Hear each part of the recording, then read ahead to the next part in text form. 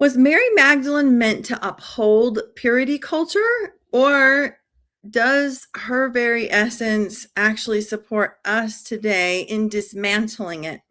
Welcome to the Magdalene interview series. I'm Melissa Keenan. If you have not joined us before, I think this might be like the 60th episode that we've done. And I have with me today Brigette Iarrusso.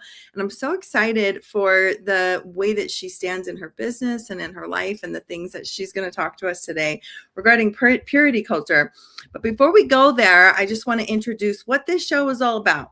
I created the Magdalene interview series because I noticed that the conversation around Mary Magdalene was really narrow.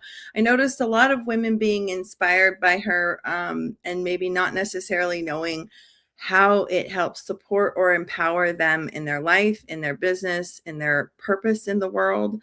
And I also noticed a very white lens on how we spoke about Mary Magdalene. I noticed more white women speaking about Mary Magdalene than women of color. And I have deliberately sought out people who are listening to all of the lineages in relation to Mary Magdalene and Black Madonna. And I've been fascinated. These episodes are so great. You can go check us out on YouTube and see all of the episodes there.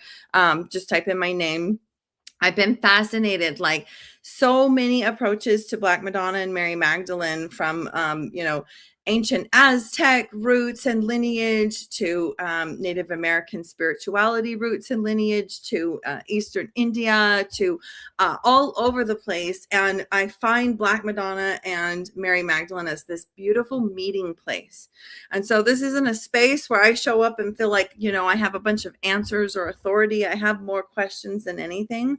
But I do believe that this deeply supports us as women leaders today. And it brings us into deeper, maybe sometimes uncomfortable or not politically correct questions and conversation, which is where we love to live and which is where I found Brigette in all of the most riotous conversations. This is where Brigette shows up and it's like, I have something to say about that. So without further ado, Brigette, will you please introduce yourself and tell us a little bit about who you are and the work that you do? Okay, well, thank you for having me. My name is Brigette, and I'm here in Spain, where I live in the hills of Catalonia. And my work on the surface is seemingly that of like a business and sales coach. I have a background in Silicon Valley, and I've been teaching entrepreneurship for years. And underneath all of that, my work is really about disruption and specifically disrupting systems of oppression in all of its forms. And so my work is really at the intersection of working with entrepreneurs and business leaders who are working with businesses like coaching, mentorship, consulting, healing, alternative services. And I'm working with them on what seemingly might look like their authority or their messaging or how they're showing up online or in person in their events where they speak. But the deeper work is really working around looking at how we've been colonized in our mindsets, how we're still hooked into white supremacy or racist belief systems, even if we're good people, right? And so my work is at this intersection of looking at how we decolonize and how we unlearn these constructs of good and bad and evil, right? All these things that we've been indoctrinated into, and how that impacts how we allow ourselves to be our unique selves or show the sides of ourselves that we think are dirty, shameful, too much, not politically correct, as Melissa said. So I tend to work with people who are white women who are on a journey of unlearning whiteness, who are very open and aware of how the symptoms of whiteness show up in us, in purity culture, in how we need to be correct or how we think linear, right? I work a lot with women of color, Black, Indigenous people of color who are tired of trying to be polite or palatable or hold back parts of themselves to, in fact, make other people more comfortable or to be safer to other people, right? A lot of what's underneath my work is also kind of looking at dismantling those harmful systems of polite culture, this idea that like when we use soft words and we're sweet and we're gentle, we're not doing things that are harmful, right? And so a lot of the folks I work with are tired of these ways of being that just feel oppressive and feel like a cloak, and they're ready to kind of throw these things aside, and they're still running a business and they still need to be profitable. And the kinds of clients I work with tend to be really multidimensional and multi-talented and nuanced, and they care a lot and they're ethical. And so they get all fucked up and gummed up in all of it, as we all can, right? In trying to speak truth, uphold their values in their business, not cause harm, and create impact and create value and make money, right? So I'm kind of a coach that can hold all that nuance and complexity. And I would say what's been added to the mix in the past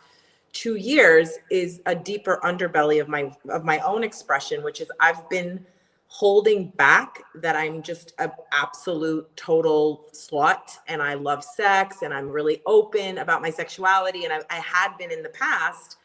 And then I came through a portal of marriage that kind of distorted who I was, and I became this kind of other version that people still perceived as disruptive, but I think I was still trying to be a good girl and trying to play nice and trying to be something slightly different than what I really am, in a way that ultimately I think caused me a lot of harm. Like I think I caused myself a lot of harm. So my work is evolving to include sexual expression, sexual liberation, and because my work is also about connecting to the earth and to our ancestry and to our deeper roots and our deeper literal connection and roots as females with uteruses or with yonis. You know, my work is now segueing into how do we actually move through our yoni and work in our bodies in a way that connects us with our truth and connects us with our true essence without diluting that because we've been taught that it's dirty or wrong, right? So at this point, I'm kind of at the intersection of anti-racism, sexual liberation, and fully expressed ways of showing up in your business to sell as a leader.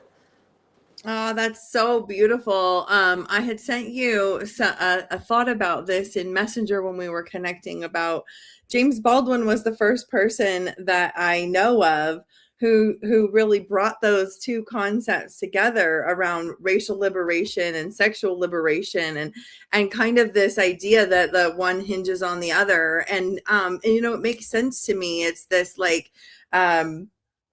how can we ask for full rights for all people but avoid trans?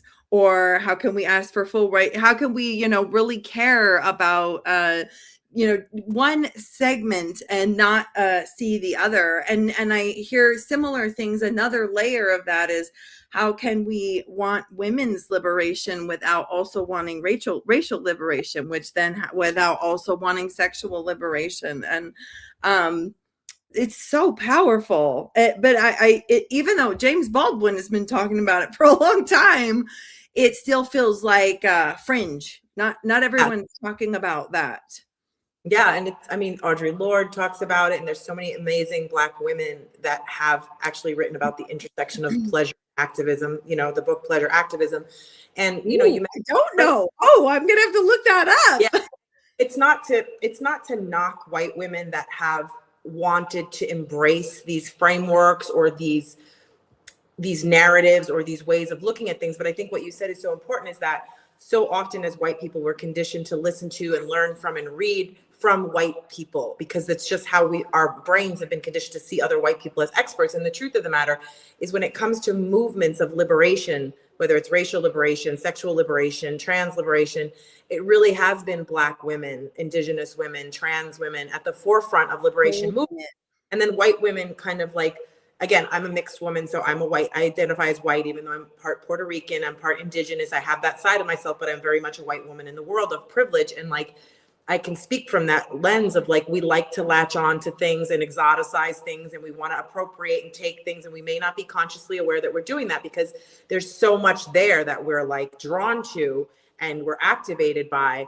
But then there's this deeper work of like, well, how much have we already taken and appropriated and caused harm in ways that we don't see it, because we're like, well, I didn't directly do that, I wasn't directly responsible for it, but we're still hooked into a system that benefits us. And we still benefit from the harm that, whether we did it directly or our ancestors did. You know, we live in an oppressive system. And so it's important. Like, I love that white women like you are really educating and pointing people to alternative perspectives and looking at like where the roots of these ideologies really come from.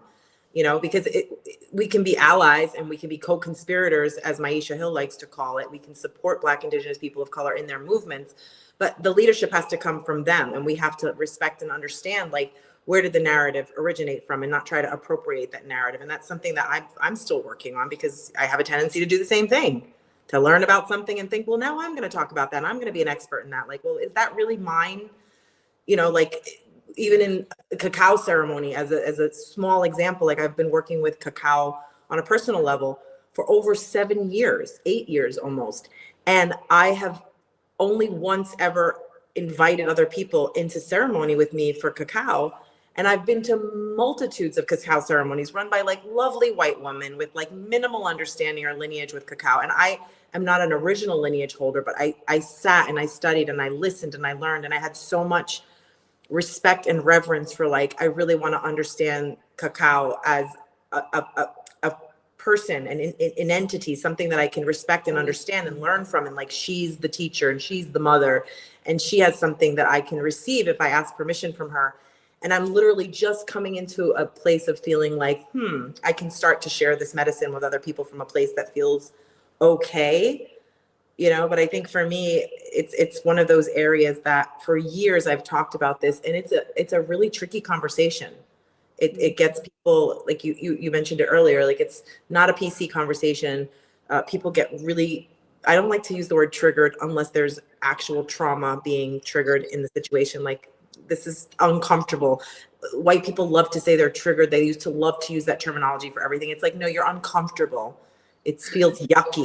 It's not easy to talk about. It's shameful. It's embarrassing. You might feel feelings of guilt or weird. Like, those are all the things that come up in whiteness that we're like, I'm triggered, I'm traumatized. And it's like, yes, there's trauma behind it, like deep ancestral trauma around these things. But I think part of the work reclaiming pleasure, and even just, how we feel comfortable with things that are shameful, is part of the path to understanding how we are going to work around these difficult issues. Like, when we're rooted in our body and our sensuality, and we're not disconnected from ourselves, we can have these really difficult conversations about really difficult issues without becoming unhinged or falling into fragility, right? Of like, I can't, it's too difficult. I want to avoid this difficult, context or this difficult topic.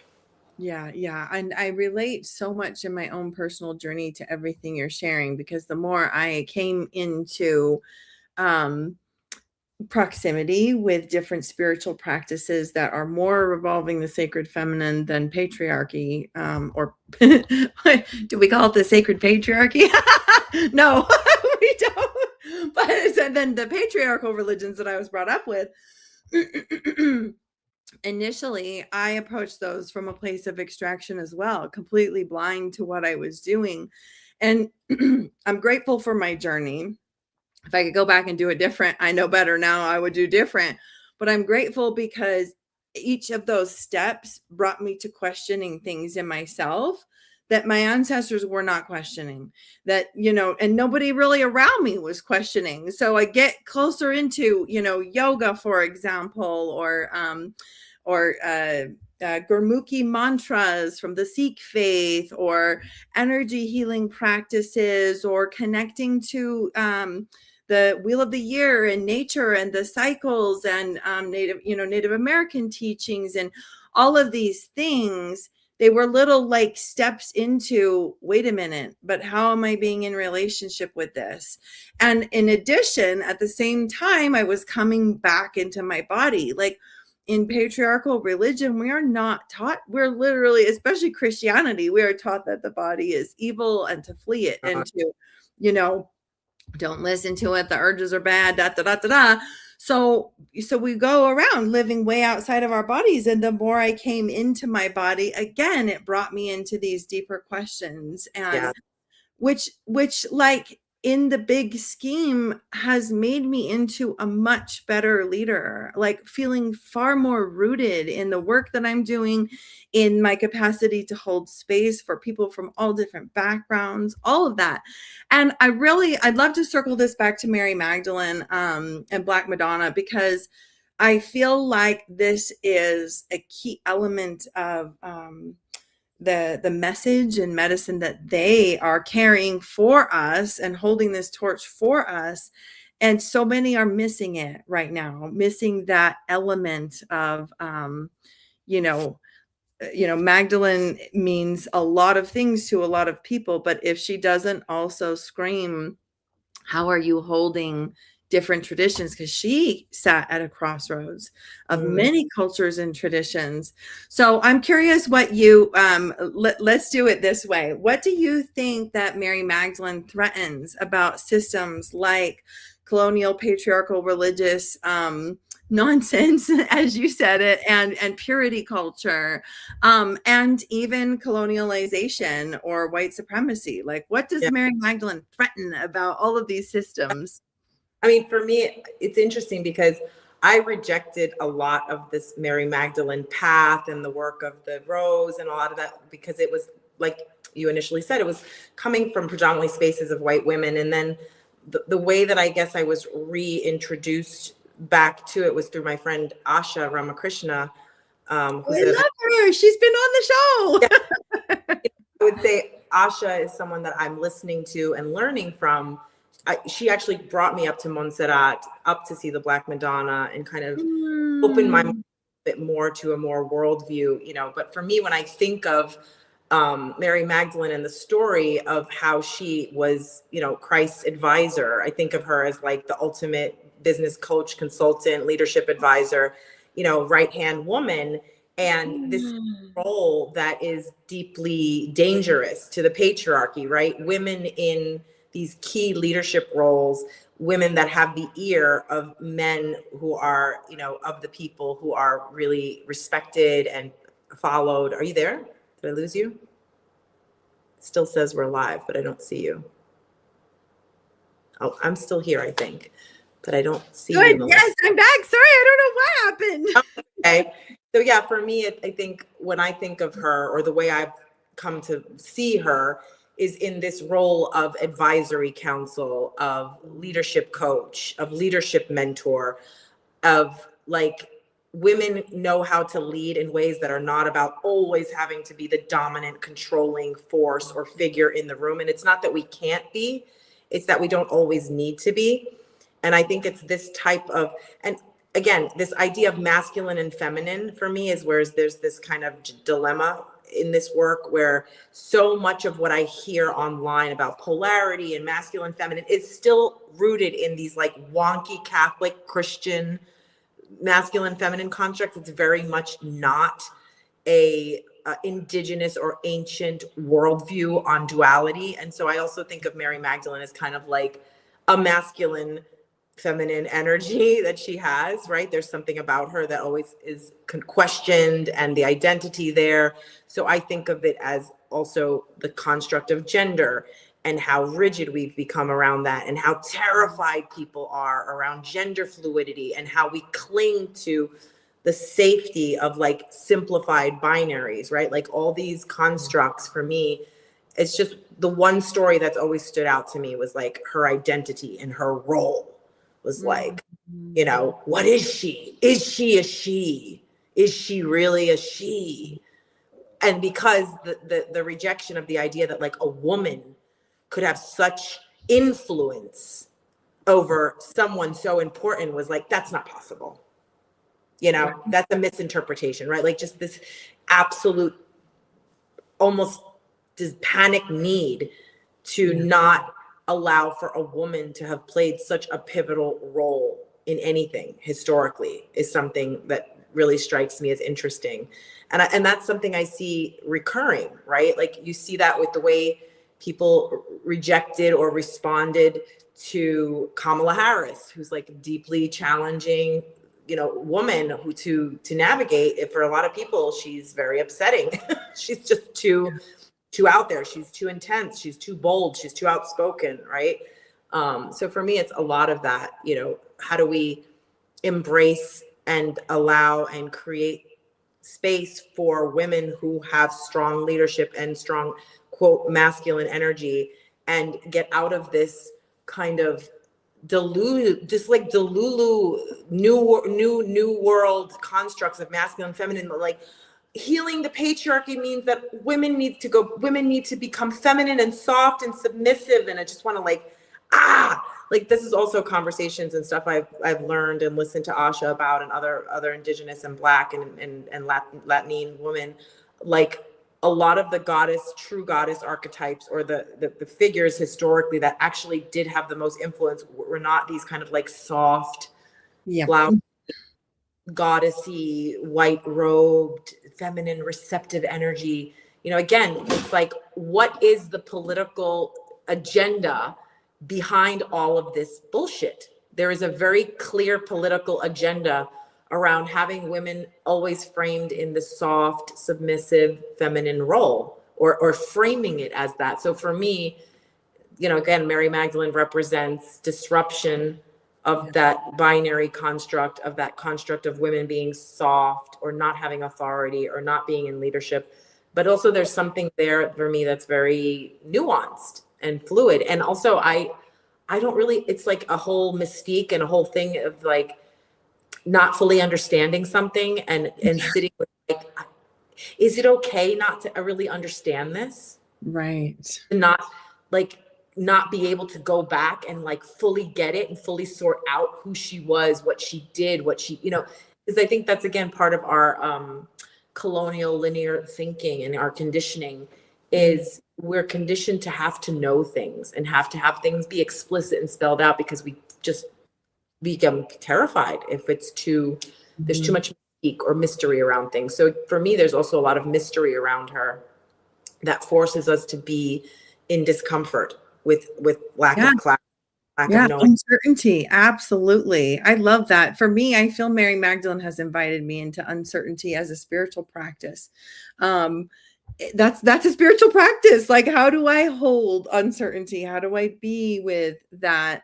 And then my edge right now is also like, and also how do I stand for what I do know when I do know it?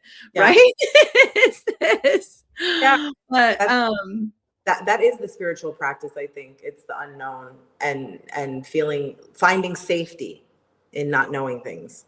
Yeah, like absolutely. Being like, okay, from within. Exactly. I'm safe, and I also don't fucking know. These things can coexist. These things can coexist. Yeah. And I loved what you said about the political agenda. Like, I think for me, in my big kind of 180 of having the scales fall from my eyes and everything, recognizing the value of asking the question, who benefits from this? Who benefits from this belief, from this agenda, from this narrative, from this system? Again, that was not something. I was trained to be a good girl, and you didn't ask that question. Good girls did not ask that question. So it's important, and I feel that too is a spiritual practice. It's important that we're asking those questions. Well, I love how you're holding your work and all of that. I think my kind of as we wind down here, my question to you is like what do you in your orientation of all of this, why does it matter for women leaders today to be in these conversations in this way?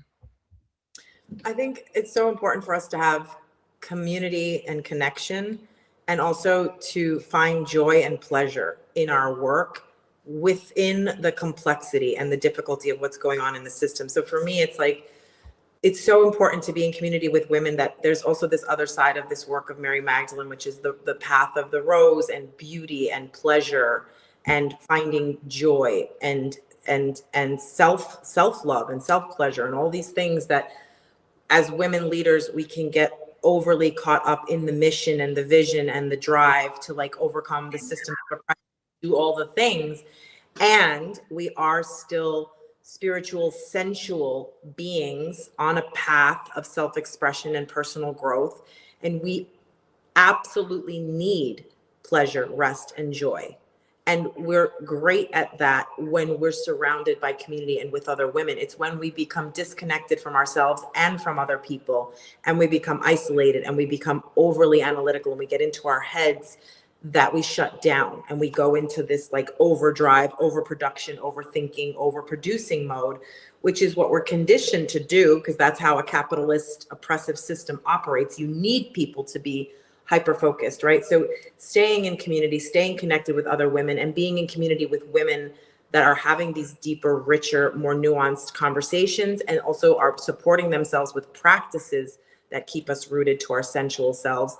That's what's going to keep us on the path and able to sustain and continue to lead through these times, right? Like, we're not going to do this in any other way, because this is a long-term journey. This is not an overnight shift. What's happening in the collective right now is we're up against a massive wave of oppression, because when the systems are challenged and the people that benefit from those systems sense that their authority is being diminished or they're losing a stronghold, there's usually going to be an upsurge in oppression, right? And so we're kind of in that right now, and it can feel terrifying, but this is like the storm before the calm, right? Like, things have to kind of come to a head, and we need women leaders to be cared for.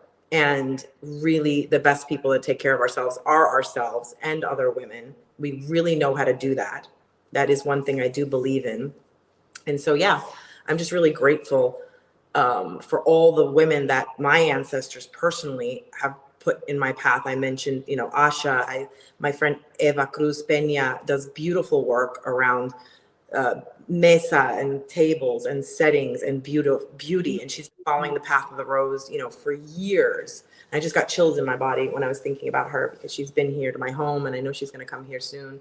There's just so many women on this path. And I think building these threads of connection and building this movement of women, it is having a ripple effect, right? Absolutely. That's exactly how I feel.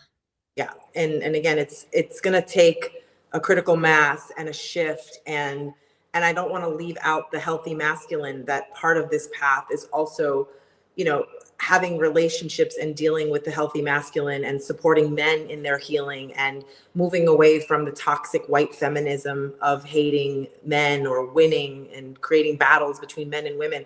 I'm not into the whole nonsense, wobbly, polarity nonsense that I read online, but I very much believe that there are so many men in the world that are working on healing, that have recognition of toxic masculinity, of ego. And when you are consciously aware of that, there are good men out in the world doing that healing work, you actually do begin to connect with and attract men that are on a path of healing as well. And we need to create healthy, constructive partnerships and alliances and relationships between and among male and female leaders, in personal and in public relations, so that we can do this work together. I think that's another part that's like often overlooked and not talked about enough. Absolutely. And many would say, in many traditions that relate to Mary Magdalene, would say that that was a big part of her message as well. Like, we don't necessarily have record that they were married in the traditional Jewish sense. And it's very likely that if they were, that would have been recorded. But it's also pretty clear that there was a deep soul union between the two of them. And then, of course, we have traditions that say that they, consummated, that they had a child, that they, and even potentially that she carried, like sex magic, sex priestess codes from the Temple of Isis. And so it's like, definitely, I think Mary Magdalene invites us into those places of healing. And that's what it's all about, is accessing our most whole selves. And I think one last thing I just want to say to what you were saying about community is, and a friend helped me notice this, that people who are willing to do the work of deconstructing white supremacy and actually having these uncomfortable conversations around racism and things like that are so much less likely to bypass your feelings, your thoughts, your experience in every other area of life. And I have noticed that friends who are not doing that work, that I can just about guarantee they are going to bypass my feelings, my whatever in other areas of life. And so that's one element that has been so refreshing and rejuvenating to me, that it's like, oh yeah, if you're having conversations around liberation, you're not bypassing people. And thank you. We need that. We need the work that you're doing, Brigette. And I just am so glad that we got to have you on the show today. Is there any final thoughts that you want to share with us today? Yeah, I mean, it's interesting when you were talking about the relationship they had, and just the thing that comes to mind is just like the construct of marriage and the colonial construct, the religious construct, and all the ways we've been indoctrinated into thinking about relationships again in this like really rigid way. And so that's a whole other conversation for another day. But I think what's brought me closer to this work is kind of exiting a traditional colonial marriage and seeing that there are so many other ways that we can create relationships between and among humans. And there's so many other pathways to create intimate, deep connection with people. And it's not just this one construct or not. And there's nothing wrong with you if you choose to exit that construct or find an alternative construct. And I just think that's also so important, is this finding a way to operate in the world where people can have different choices, or choices that are even disturbing or discomfort us, and we're not in alignment with them or wouldn't make those choices for ourselves. But how do we still live in community with people who make different choices? And I think that's just such another big important part of things, that I've always been a stand for connecting people with different belief systems and assuming we have a general foundation of respect for the people's rights in the conversation. I think that's where things can get tricky, obviously.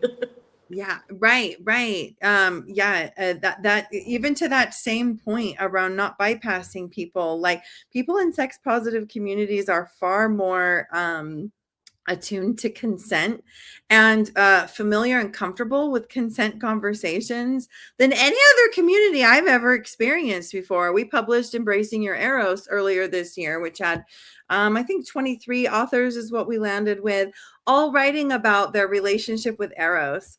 And that little community was just so rich and beautiful because everyone there was like navigating for their full hell yes. And, whether they were coming to group calls or not, or whether they, whatever it was. And we actually have a in-person kind of book signing experiential event coming up in San Francisco in 2 weekends with that group. And I just learned so much from them because of the way that they lead, in that, like, to just be able to check in, like, are you a full hell yes for this? Can I give you this advice even? Is this something does this feel aligned for you? Like those types of conversations. And we need those conversations. So beautiful. Well, thank you so much for what you've shared here today. For those of you who are just tuning in to us, definitely say hi in the comments. We'll come back and we'll keep an eye out for your thoughts and things in here. And go give Brigette a follow on Instagram. I'll be tagging her on Facebook in just a minute once we finish here. And you can see her website and things there as well. And in addition, I'm holding these conversations, inviting those who are aligned with these sorts of conversations and this style of leadership to come with me and my co-host, Deidre Towns, to the south of France in May, where we will go and connect to the many ancient sacred feminine sites found along the south of France, including being a witness to the Serra La Colli festival of the Romani people right during our travels. And so we would love to invite you to come in with us if you're watching, or whatever, send me a DM and we can talk more about it. And you can find the link in the description as well. And we'll see you next time on the Magdalene interview series.